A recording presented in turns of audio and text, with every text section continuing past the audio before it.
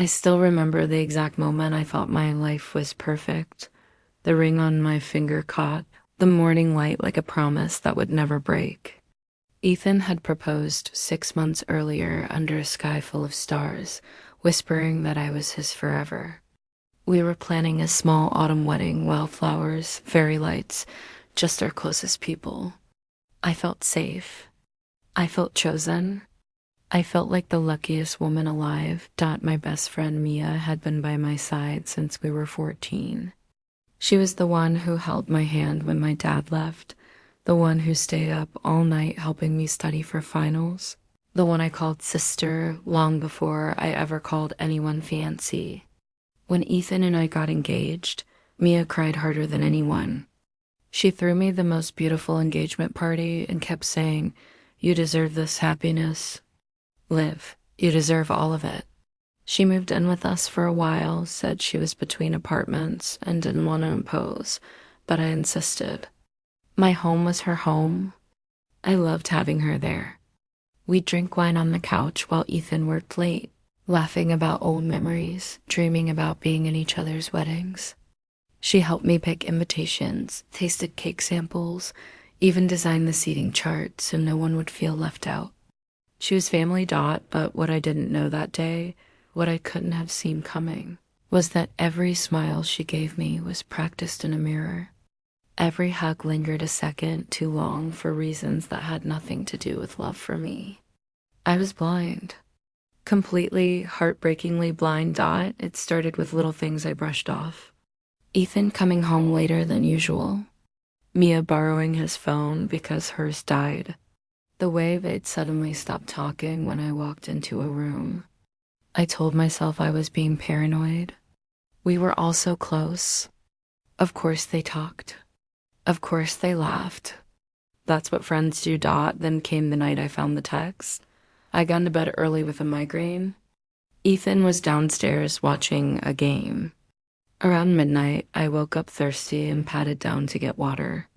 His phone was lighting up on the kitchen counter, one message after another. The preview on the lock screen made my heart stop. Mia, can't stop thinking about last night. When can I have you again? I stood frozen in the dark, glass of water trembling in my hand. My mind screamed that it had to be a joke, a misunderstanding, anything but the truth staring back at me. But when I unlocked his phone, our passcode was still our anniversary date. I saw everything. Hundreds of messages, photos, plans. For 8 months, the two people I loved most had been lying to my face, touching behind my back, laughing at how easy I made it for them. And the worst part? When I confronted them the next morning, tears streaming down my face, wedding binder clutched to my chest like armor, Mia looked me in the eyes and said, "I'm sorry you're hurt, Liv, but I love him, and he loves me. You can't force someone to stay with you if their heart is somewhere else." She chose him. My best friend chose the man who swore to marry me. Over 20 years of sisterhood, and Ethan, he didn't even fight for us. He just looked at the floor and said, "I never meant for this to happen." In that moment, something inside me shattered so completely I didn't recognize the sound of my own heart breaking. The weeks that followed were a blur of pain I didn't know a person could survive. I moved out the same day. Packed my things while they sat on the couch like strangers, too cowardly to even help carry a box. I left my wedding dress hanging in the closet like a ghost. Friends took sides. Some stopped answering my calls the moment they heard Mia's version first. She was always the better storyteller. Others looked at me with pity, whispering that I should have seen it coming. My own mother asked if I'd been neglecting Ethan, as if betrayal is ever the victim's fault. I stopped eating, stopped sleeping. I'd wake up reaching for a body that was never mine to keep. Every corner of our city held memories now poisoned. The cafe where he proposed. The park where Mia and I used to dream about our futures.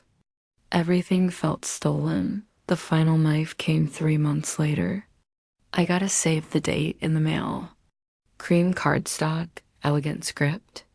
Their names together. Ethan and Mia. The wedding was set for the exact date that was supposed to be mine. She didn't just take my fiancé.